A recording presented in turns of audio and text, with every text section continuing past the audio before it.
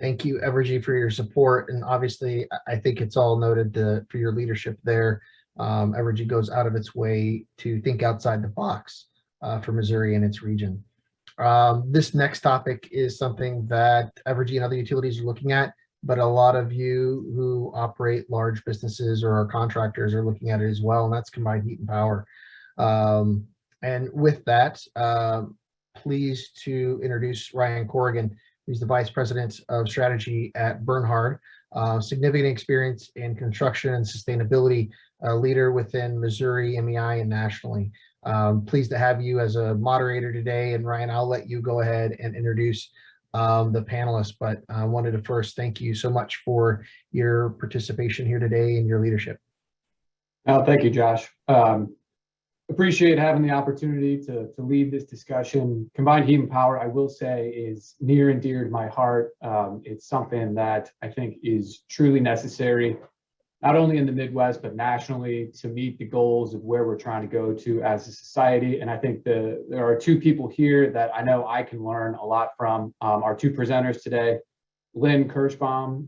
She serves as the Deputy Director of the Combined Heat and Power Alliance, leading the Alliance's policy work at the state level and engaging with regional and state partners. As a senior associate with David Gardner and Associates, Lynn manages various renewable energy and energy efficiency projects and produces research materials and reports, including on topics such as renewable thermal energy and medium and heavy duty electric vehicles. So we're very happy to have Lynn here. Lynn is joined by Cliff Hefke, as the director of the Energy Resources Center for the University of Illinois, Chicago, and a director of the US DOE Central and Midwest Combined Heat and Power Technical Assistance Partnership, the CHP TAP program that I think many of us are familiar with. Cliff is active in promoting and assisting in transforming the market for combined heat and power, waste heat to power, and district energy technologies and concepts throughout the central and Midwest regions of the United States. So we have two great speakers here today. We are going to pass it off to Lynn first for her presentation, and then we will go straight over to Cliff. If there are any questions for Lynn or Cliff, don't hesitate to put them into the Q&A box there. We will answer all questions at the end of Cliff's presentation. And with that, I will pass it off to Lynn. Great. Thank you, Ryan. And thank you everyone for having me here today. For anyone who's not familiar with the CHP Alliance, we are a national organization based in the DC area, a coalition of businesses, labor, contractors, nonprofit organizations, and educational institutions with the common purpose of educating all Americans about CHP and waste heat to power as well, and how CHP and WHP can make America's manufacturers and other businesses more competitive, reduce energy costs, enhance grid reliability, and reduce emissions. The presentation today focuses on the business case for CHP, so I'll be providing an overview, and then I know Cliff has some examples in his presentation. We can go to the next slide, please. So to start with an overview of CHP systems, these systems use a single fuel source to generate both heat and electricity, making them highly efficient. Since CHP systems use less fuel to provide the same energy services, they reduce all types of emissions, including greenhouse gases such as carbon dioxide. CHP systems are typically located at facilities where both electricity and thermal energy are needed, and they're used at over 4,700 facilities across the US.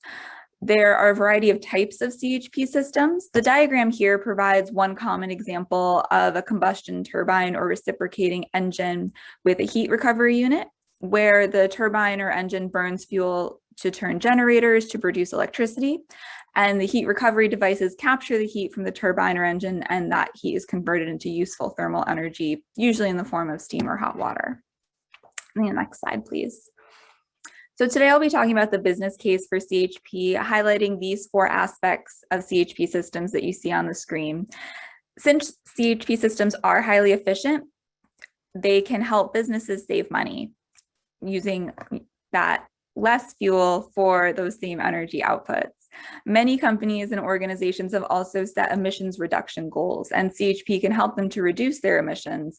Moreover, CHP systems can reduce emissions even further by using lower carbon and renewable fuels, making CHP systems an investment for now and into the future as reductions goals become more stringent. Finally, CHP is highly resilient in the face of a changing climate, helping to support businesses and infrastructure investments during extreme weather events. Next slide, please. As mentioned already, CHP systems are highly efficient when compared to conventional generation. You can see from the chart here that in order to achieve the same 30 units of electricity and 45 units of steam, a conventional system that generates power and steam separately will require 147 units of fuel, while a CHP unit will only require 100 units of fuel. This translates to an overall efficiency of only 51% for the conventional system and 75% for the CHP system. Properly designed CHP systems typically operate with an overall efficiency of 65 to 85%, with some systems actually approaching 90% efficiency. The high efficiency requires less fuel inputs, requiring less money to achieve the same energy services. Next slide, please. In addition to being highly efficient, CHP systems also have a high capacity factor, meaning that they run nearly continuously close to the level of their maximum output. A generation unit may not run all the time in general due to maintenance or refueling, or due to the intermittent nature of the resource, as is the case with renewables such as wind and solar. For example, utility scale solar PV facilities had a capacity factor of 24.9% in 2020, while wind facilities had a capacity factor of 35.4%. Well-applied CHP systems can operate at capacity factors as high as 94 to 96%. The high capacity factor has impacts for CHP's ability to reduce emissions. CHP systems typically have lower emissions than many other resources, including many marginal grid resources. While renewable resources such as wind and solar produce no emissions, they also have lower maximum capacity factors due to their intermittent nature. The high capacity factor of CHP means that when CHP displaces high emitting marginal resources, it does so for many more hours than would be possible for wind or solar. The example in the chart here illustrates this point, showing that CHP can reduce more GHG emissions in about 6 or 7 years as the same capacity or the same number of megawatts of zero carbon solar PV does in 35 years. Next slide, please. Here, the chart on the left compares the CO2 emissions for 5 megawatts of separate heat and power production compared to 5 megawatts of CHP production. While the conventional generation has 45 tons of annual emissions, as you can see, the CHP unit only has 23 tons. The chart on the right is from an ICF study that found that in almost all regions of the US, CHP systems installed through 2035 and operating through 2050 are expected to cause a net reduction in carbon emissions over the system life. For all states in the continental US, fossil fuel generators are used as marginal electric grid resources to serve incremental loads.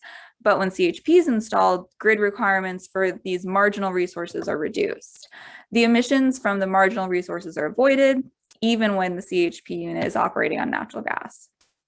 Since some areas in the US use a higher percentage of renewable or zero carbon resources, including for their marginal resources, this impacts the grid emissions profile and narrows the gap between the carbon emissions from the grid and CHP in some areas.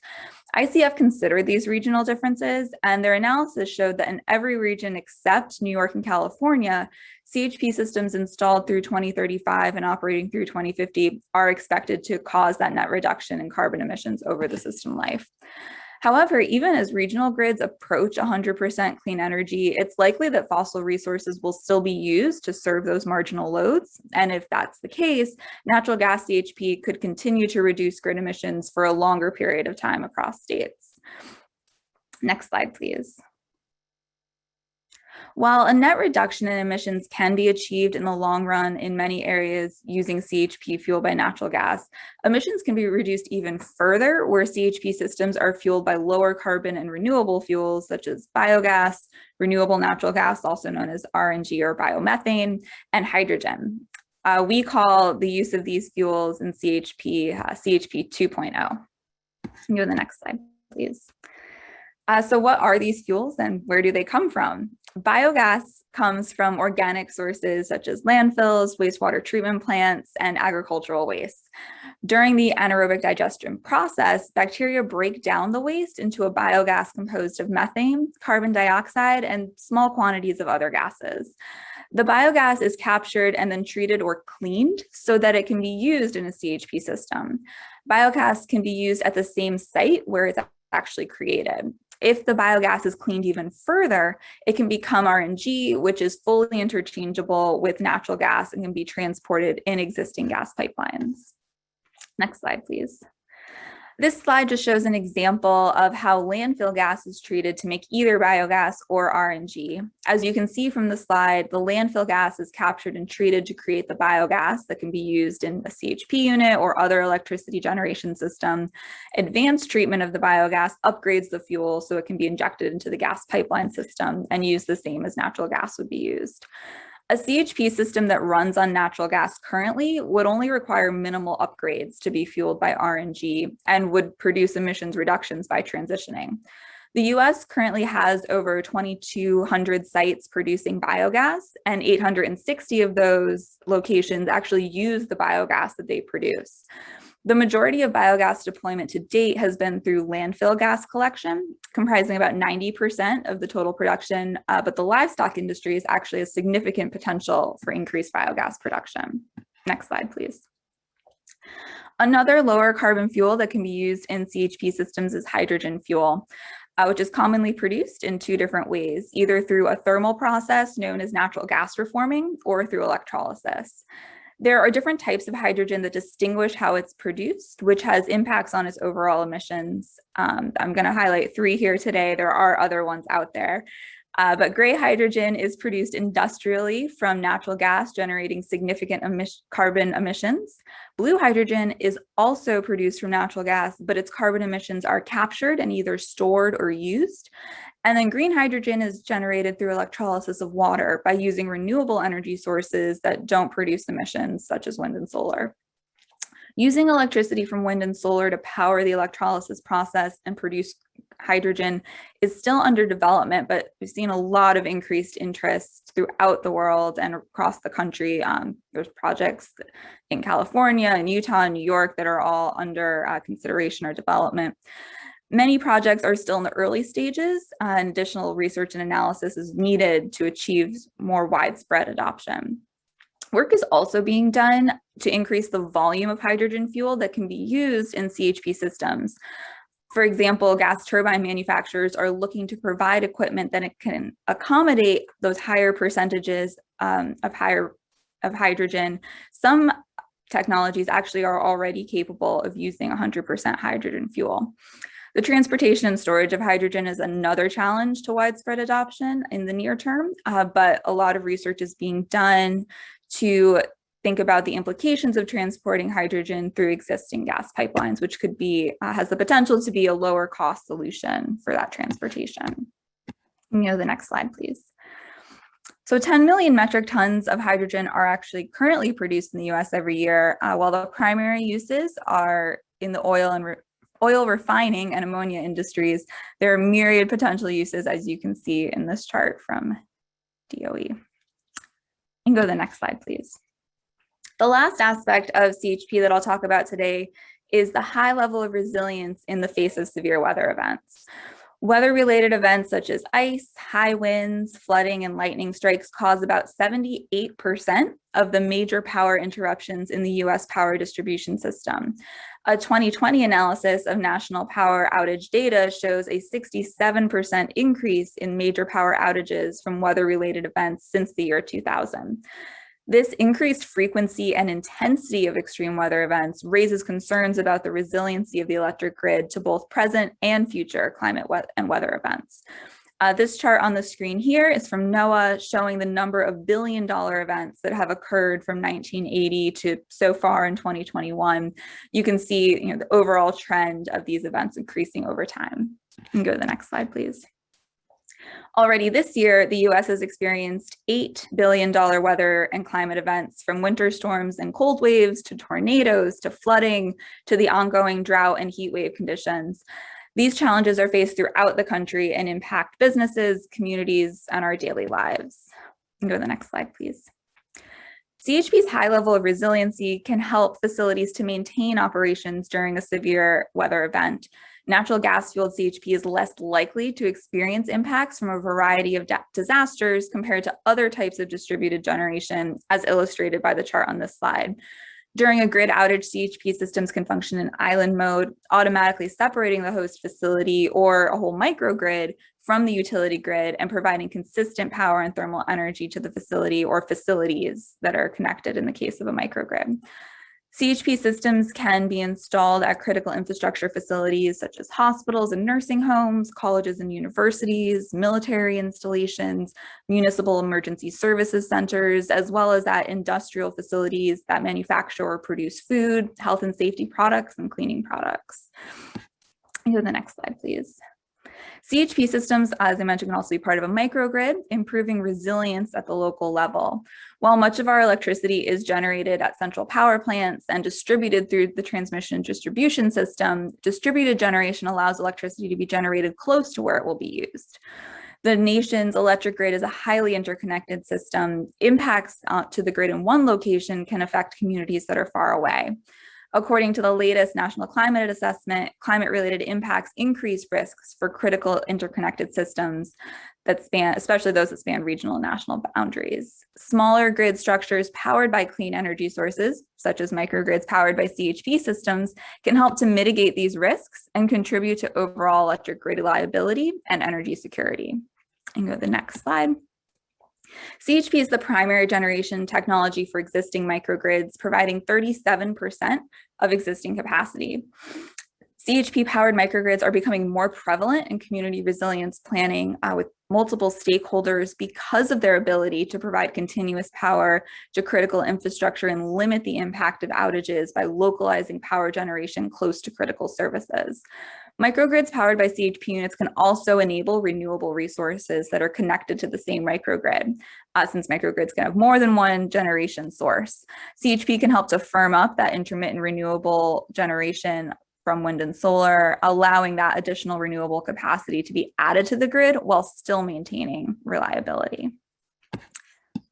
So that's all that I have for the overview. Again, thank you, and happy to take questions and turn it over back to Ryan to turn it over to Cliff. Perfect. So we've got some good questions that have come in. We will get to them. I want to give Cliff an opportunity to go through his presentation here. So Cliff, we'll hand it off to you. And again, to all the attendees, please keep submitting the questions. I'm seeing them come through. Very good questions, and we'll have a good opportunity for Q&A here after Cliff. So Cliff, take it away. Great, thank you, Ryan. And first, can you hear me okay? Okay, got the thumbs up, great. Good morning, everyone. As Ryan introduced, my name is Cliff Hefke, and I'm the director of the U.S. Department of Energy's Midwest and Central Combined Heat and Power Tactical Assistance Partnerships, located at the University of Illinois Chicago's Energy Resources Center. I do want to say thank you to the organizers of the Midwest Energy Policy Series, and thank you, Josh Campbell, for the invitation, and for the others that were all part of making this great and exciting two-day event occur that is needed for our Midwest region. Next. So my goal this morning will be to continue the discussion that Lynn started as she presented the 4 business case examples for combined heat and power, connecting these business cases to project development, the available services from the Department of Energy CHP TAPs. And then what I think is fun is connecting these business examples to real life and existing sustainable CHP projects in Missouri and throughout the Midwest and Central regions. Next. So as I shared, I'm employed at the University of Illinois Chicago, and our university manages 2 of the 10 regional CHP technical assistance partnerships, or known as the CHP TAPs.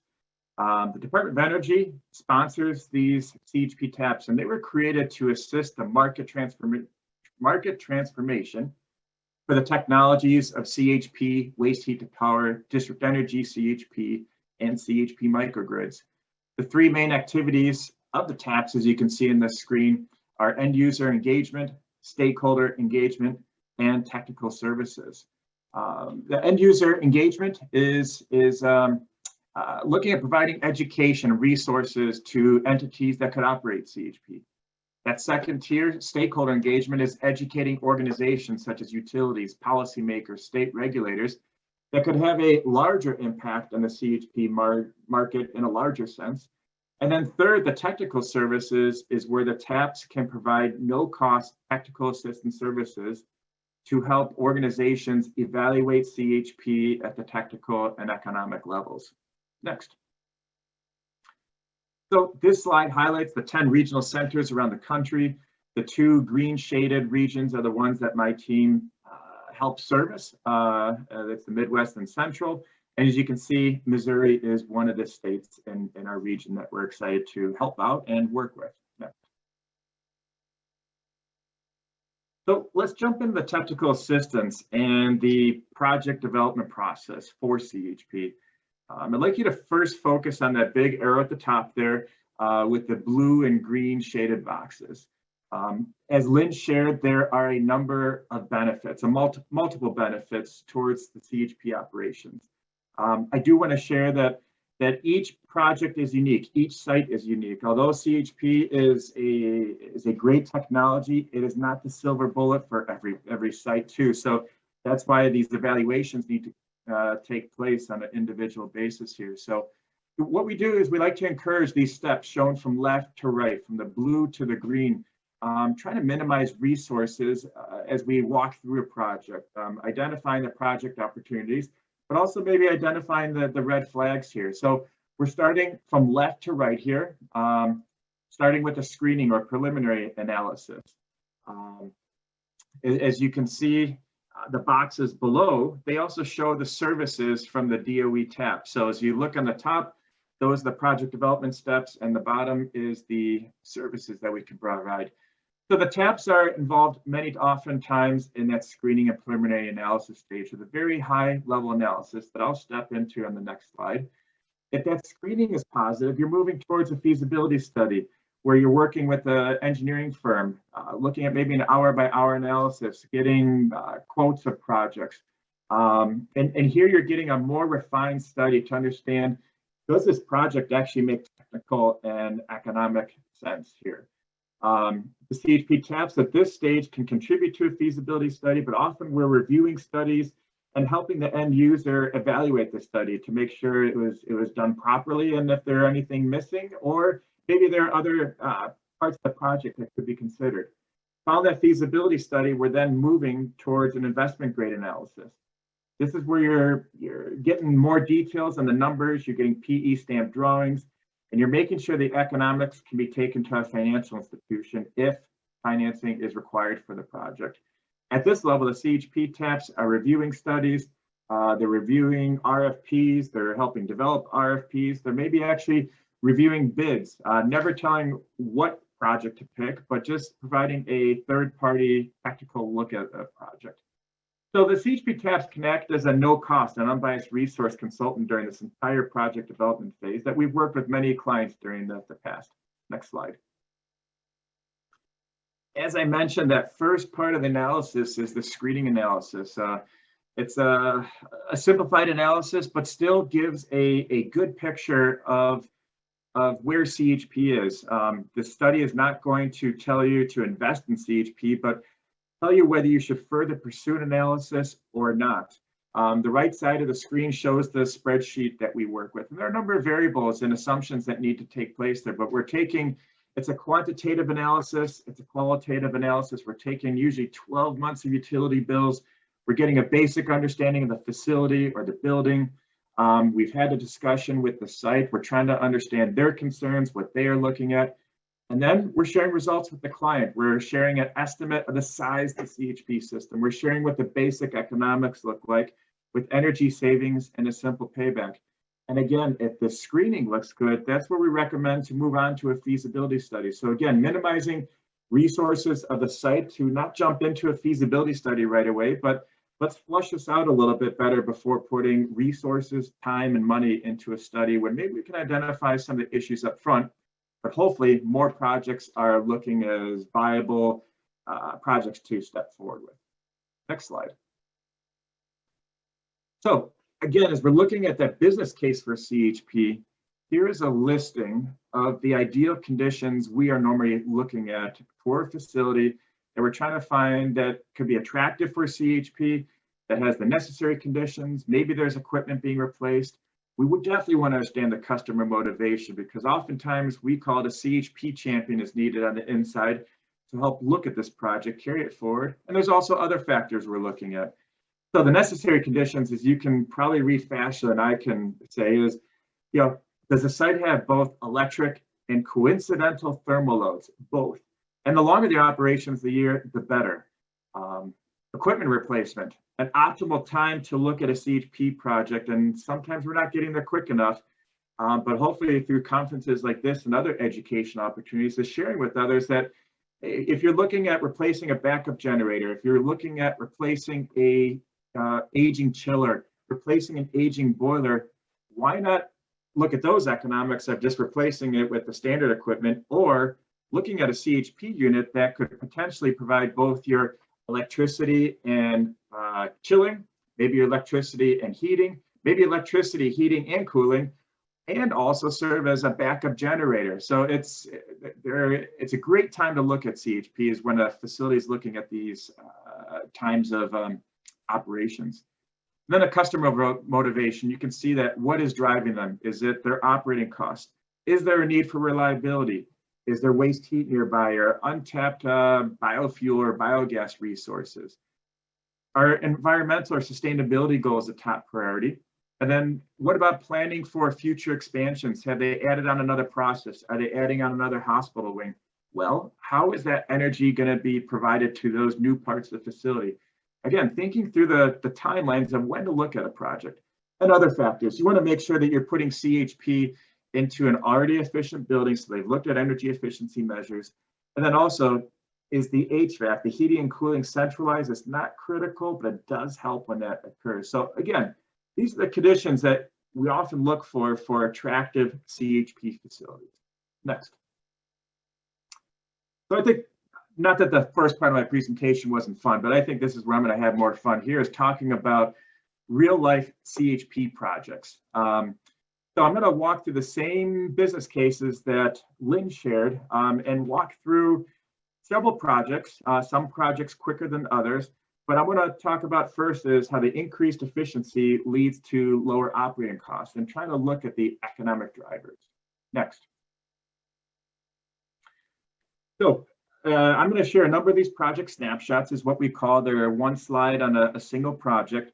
The Department of Energy's CHP Technical Assistance Partnerships has over 200 two-page project profiles or case studies on the DOE website. So if you're looking for them, there are links at the bottom of these slides. You can look at these more, but those links will take you off into two-page profiles. It's a searchable database. Just Google DOE CHP project profiles and you'll get there. So I'm going to show a number of projects, different sizes, different technologies, different states, different applications. So this is the Switch. It's located in Fishers, Indiana, a suburb of Indianapolis. I would say it's a smaller size system, 135 kilowatt recip engine CHP project. It was installed in 2017. They are experiencing $55,000 per year in energy savings with this project. The project is expected to pay off in under 5 years. And after that after the sixth year, they're getting revenue of $55,000 a year. Often CHP projects are lasting 15 to 20 years or longer with good upkeep, maintenance, and upgrades. This project here, as you can see that quote there, the property owner does value the CHP system as protecting them against energy price volatility, reducing energy costs, and providing backup power for this application. A neat project, a neat little area in Fishers, Indiana that I've seen. Next. So jumping from a smaller system to a larger system, now we're going to Michigan at Eastern Michigan University. What I like to highlight on this project is that whole equipment replacement activity. You can read it there. That it's a 7.8 megawatt combustion turbine. It's operating natural gas. It's providing energy savings and emission savings for this campus. But look at the ages of the equipment it was replacing. It replaced a 28-year-old 4.5 megawatt system, and then a 64-year-old boiler that was initially installed in 1951. talk about looking at CHP at the right time and evaluating the different economics. They decide to go with CHP, and they're operating it for the last few years. Next. So again, we're staying in Michigan. This is a photo of the new Ford energy plant. They have a 34 megawatt CHP system that consists of combustion turbines and steam turbines. Mike Larson of DTE Energy Systems did present on this project at the Midwest Cogeneration Association conference earlier this week. But here's a project using alternative financing, unique financing, D-Boom, where it's design, build, own, operate, and maintain. And maybe at times the project looks great on paper, but you can't get the upfront capital. Well, there are many models out there to finance projects. This D-Boom is a great model. We've seen PACE financing work in other parts of the country. It's exciting to hear about the Missouri PACE financing, but looking at these alternative ways to finance these projects. Next slide. And now let's go into Missouri here. This is a Poet biorefining facility. I believe this one is in Ladonia, Missouri. This is a partnership between a utility and an ethanol facility. The Missouri Joint Municipal Electric Utility Commission was looking for generation assets, and they realized that if they could co-locate a CHP system at an industrial facility, there'd be a lot of opportunities here. So what happens is the utility owns the combustion turbine, and the Poet biorefinery facility owns the heat recovery, the HRSG equipment. They share in the fuel cost savings, and now together they're able to generate electricity and steam at a lower price than they could generating these commodities separately. So it's a great example where the utility generates the electricity, they send it to their own grid, and Poet then uses the steam off the system to heat their processes on site. So another great project, an example. We've seen a few of these. Would it be interesting to see more of these with utilities and thermal hosts? Next slide. So jumping to Illinois, another ethanol facility. They started CHP. This is Atkins Energy in Lena, Illinois. Started CHP in 2002, and we worked with this project on a number of activities. They started with the 5 megawatt combustion turbine, and they had a lot of success with that. They said, hey, if we had the chance to install it, we would do it again. They had so much success with this project that in 2019, when they expanded, they had more energy load, they looked at what they could do. So they added on a steam turbine on top of that combustion turbine. So the excess steam they were getting, they were able to use that in a steam turbine to boost up their overall generating capacity from 5 megawatts to 6.8 megawatts. They did take advantage of utility incentive rebates because CHP is an eligible energy efficiency technology in Illinois. So they're able to take advantage of that rebate. The utility was able to qualify this as an energy efficiency project in their activities. And also what I like about this project too is it helps with the resiliency aspects. When a storm comes into this area where they're located at, Atkins Energy will island themselves from the grid. They'll shut off from the grid. They'll shed energy loads, and they're able to keep their plant up and running, even if there could be a potential grid outage out there. So again, it's a very unique project that took advantage of a lot of opportunities, and they're very proud of their system. Next slide. So let's go from the economics, maybe to some of the environmental attributes, and Lynn covered these topics great. So let's go to the next slide.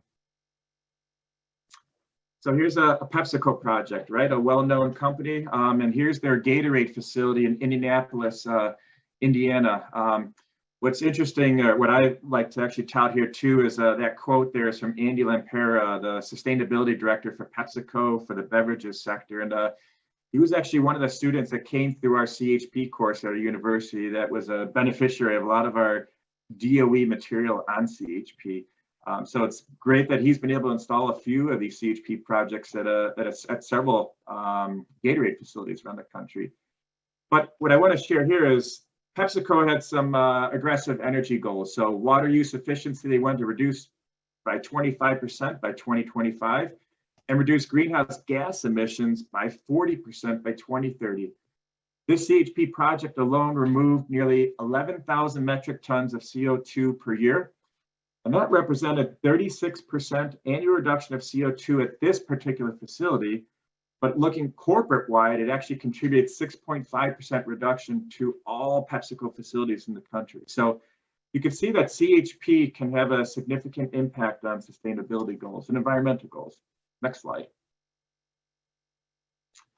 Here's another exciting project, Gunderson Health System, located in Onalaska, Wisconsin, which is near La Crosse. They had a goal in 2008 to become energy independent by 2014, a very aggressive goal. They looked at energy efficiency, energy conservation, and then after that, they looked at renewable energy projects. So their goal to become energy independent meant that they were going to generate more than they consumed. Well, here's the project that they worked on, and we got engaged with this one too. The initial look was, well, let's just, the hospital purchase a generator, install it at the landfill, generate electricity, send that electricity into the grid, and take credit for that electricity. Option two was, let's pipe that gas, the landfill gas, 2 miles to the hospital. And at the hospital, let's use both the electricity and the thermal energy, boosting up the efficiency, boosting up the amount of energy that can be consumed. And let's use that in the hospital. We ran the economics, they moved forward with that project, we helped an RFP process, and this project was installed. And guess what? 2014, they did reach their goal of energy independence, and they're one of the leading hospitals in the country in terms of energy. Next. So what I want to show here is, it's not an existing project, but a project that we did analyze. What we're seeing more and more these days is this talk about decarbonization that Lynn alluded to. And what are the emissions reductions? And what we did is we took a paper mill in Wisconsin and we analyzed, well, what are the CHP emissions reductions today? But the site want to know, well, what happens in 10 years, 20 years, 30 years down the road? So what will our investment look like? And what we have there in the graph, and I don't have time to go too much into this, is showing that 10, 20 years down the road, we're still having a lot of carbon emissions reductions compared to the grid when using a natural gas fueled system. The red line is business as usual case. The blue line is when we're comparing the grid where all marginal electricity is combined cycle natural gas systems. And that green line is when, if the grid were to be 100% decarbonized by 2040. Again, we're looking at a natural gas system compared to all these, but as Lynn alluded to as well, that a lot of CHP systems can transition then to renewable natural gas and hydrogen and other fuels to have an even cleaner makeup. Next slide. So now as I transition, I talked about these low carbon renewable fuels. I'm going to keep talking about some more projects here next. So back in Missouri, here we have the Southwest Wastewater Treatment Plant located in Springfield, Missouri. In 2019, they installed this 2.4 megawatt CHP system that uses biogas from their anaerobic digesters. And this project is helping that facility use more renewable energy and trying to reach a net zero goal. The project is expected to pay off in less than 6 years. This is great for a wastewater treatment plant. And with these savings, looking to save their energy costs, the city costs, and also the cost of the residents of Springfield. Next. Food processing, beverage processing are ideal candidates for CHP. If you like beer, and we had a number of staff that wanted to jump on the beer or the brewery market sector, right, to look at CHP. And this project takes brewery waste, uses an anaerobic digester to generate CHP, to generate electricity and thermal energy. Megan Kaiser, the environmental engineer at Bell's, gave a great presentation yesterday at this Midwest Cogen Association conference. I'm talking about how they're controlling it, how they're managing it. It's reducing waste and also reducing their environmental footprint. So it'd be a great way to tour a CHP project and maybe get a few samples when you're there too. Next slide. Agriculture sector, another great sector to look at CHP. This farm in Iowa, Seavers Family Farms, has a 2,400 dairy head. They use anaerobic digestion to control their waste. And with anaerobic digester, they're getting biogas out of it. And now they're generating 1 megawatts of electricity through their CHP system. Next slide. And then lastly is going into that business case of energy reliability and resiliency. So before you have the energy savings, the environmental attributes, low carbon fuels, now resiliency, so, which is important for many facilities. So next slide. Here we got the proud University of Missouri, right? Mizzou. There is a big focus on resiliency here and reliability. They put a high value on that. Energy reliability for their hospital, for their critical medical and their research facilities. Mizzou today operates a 66 megawatt CHP plant that contributes to a N1 operation capability and also has full start backup. Another aspect here is that University of Missouri started operating or utilizing CHP back in 1892, one of the first CHP systems in the country. The first one actually was Pearl Street Station in New York, Thomas Edison's plant, but University of Missouri was not far behind in 1892, demonstrating the technologies and benefits of CHP. Next. Another example of Missouri is the Brandon View building in St. Louis. This is the former Liquid Gas building. Been operating since 1969. They've never had an outage since 1980. And what is very interesting in this project, and maybe something we don't always recommend, because this one is not even tied into the electric grid itself. Most of the times we are recommending to tie into the electric grid as another form of backup. But here they have been independent and islanding from the grid since 1969. So it can be done. They have a lot of reliability built in here and just showing the reliability aspects of a CHP system. Next slide.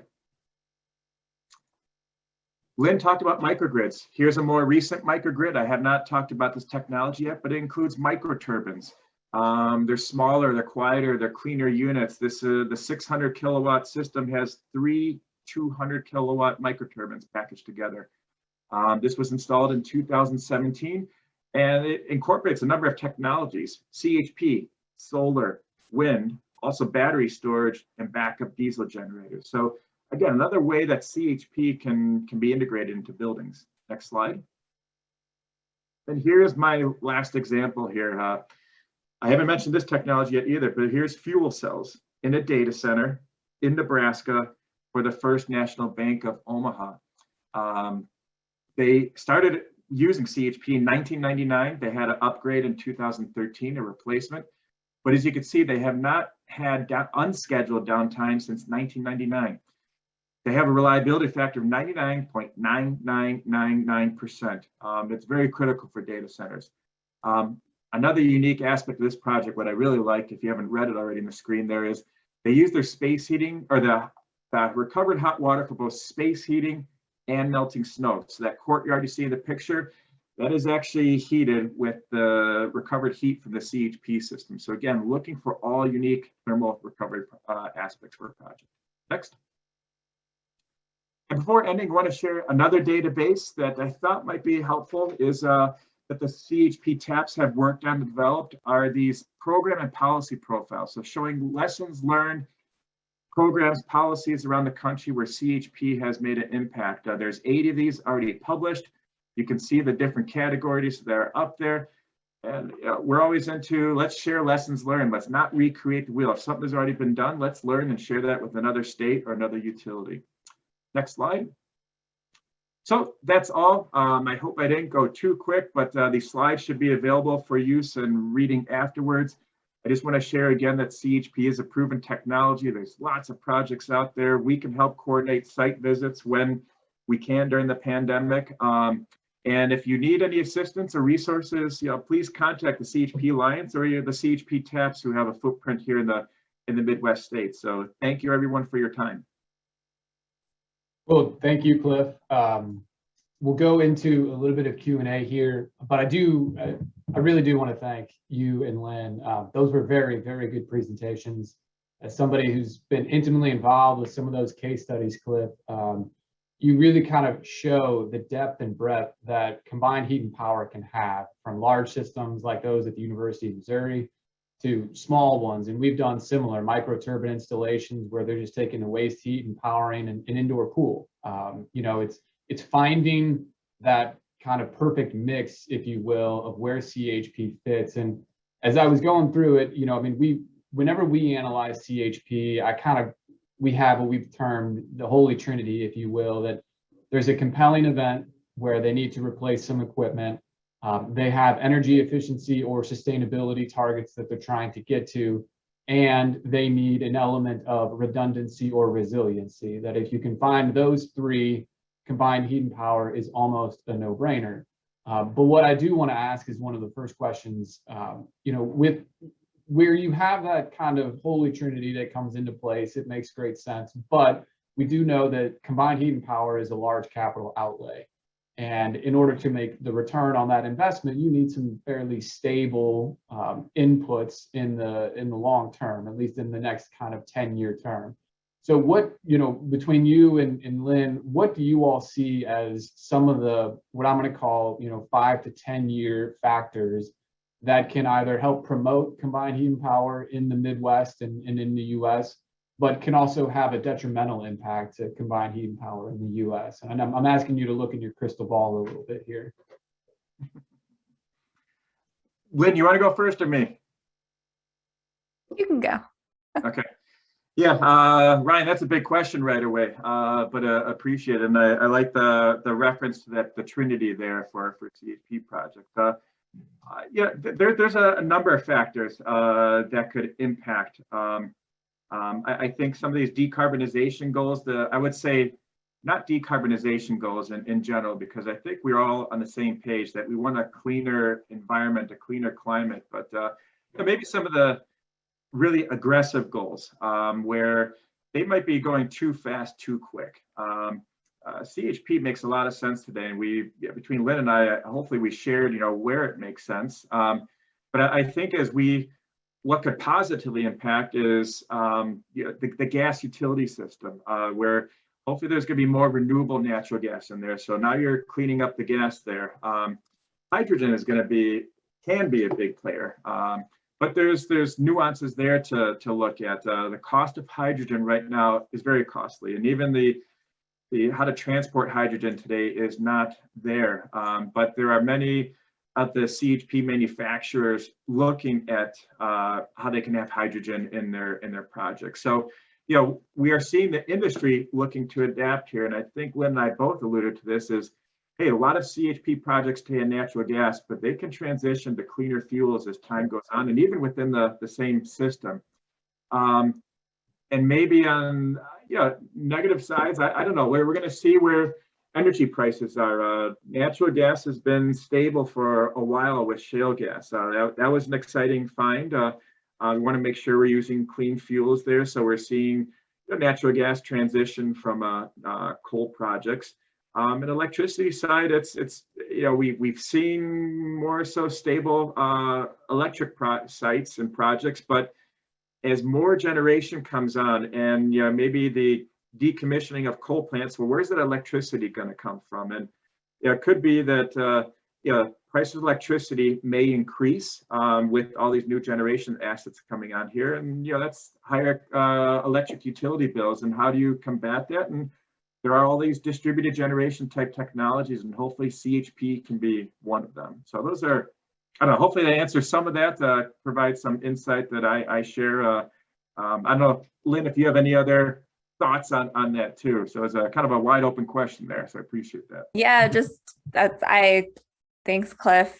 Just to build on a couple things that you said, I agree that the lower carbon renewable fuels, use of those in the future, and developing the CHP technologies further. CHP has been around a long time, since the 1800s, but there's still been a lot of technology advancements over time, and there'll continue to be refinements as we start using more of these other fuels. In addition to industries and companies' investments, DOE launched their energy Earthshots, and the very first one was hydrogen, to try to bring down that cost of clean hydrogen by 80% in 10 years, which is a big goal. So that's certainly another aspect, having US DOE looking at this as well. And then I think too, Cliff, to your point on that as different sectors start looking at electrification as a way to reduce their emissions, that's, we'll see higher reliance on the electric grid overall. Additional transmission and distribution will be needed, all of the things that come with more electrons flowing. So using an existing system like the gas system, if we can also green the gas system, that's a way to provide, sort of a redundant energy system that can help with reliability and resiliency, while still meeting, a lot of those electric and thermal needs. I also want to put one more plug in. Lynn somehow triggered this in me, and it's another project that the Department of Energy has been actively promoting and just launched in November of 2019. I should be remiss if I don't promote it, is the DOE CHP package system e-catalog, where there are hundreds of CHP systems on an online searchable website. If you Google DOE CHP e-catalog, you can search for packaged CHP systems. They're pre-engineered, pre-packaged, and reviewed by the Department of Energy.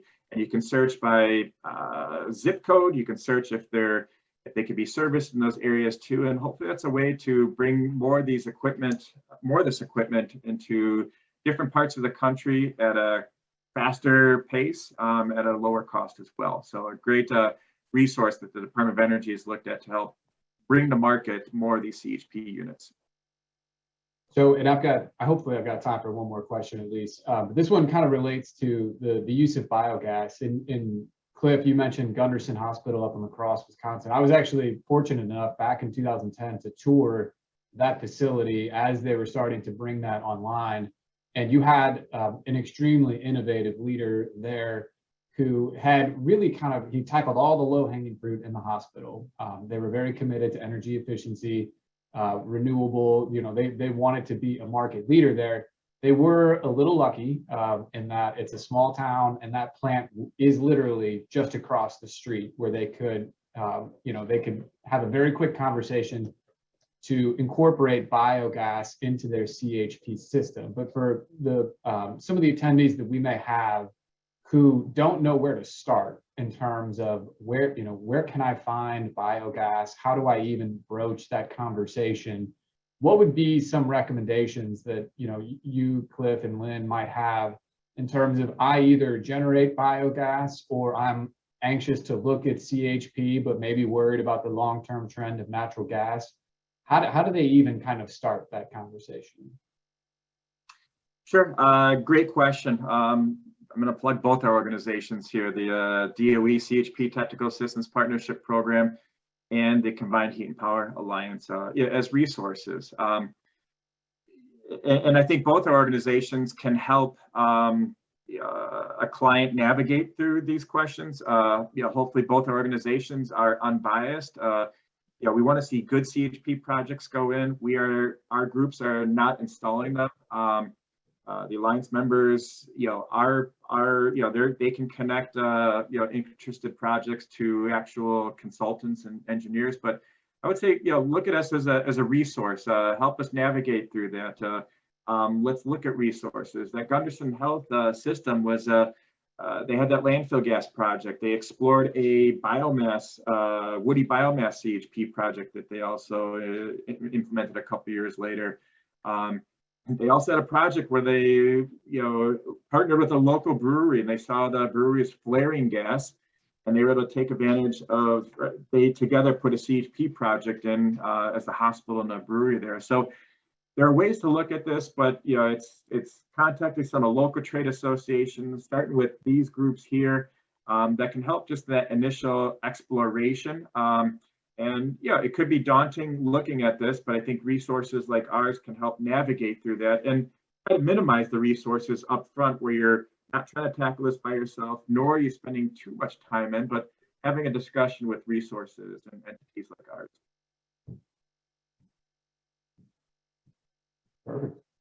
Perfect. Well, Josh, I'll hand it back over to you, but I can't thank Cliff and Lynn enough. That was a very good hour for me, at least. So I greatly enjoyed it, and I want to thank you. And Josh, I'll hand it back over to you. Thank you so much, Ryan, Lynn, Cliff. I echo Ryan's comments. A lot of really useful information. Again, this will be online. We'll also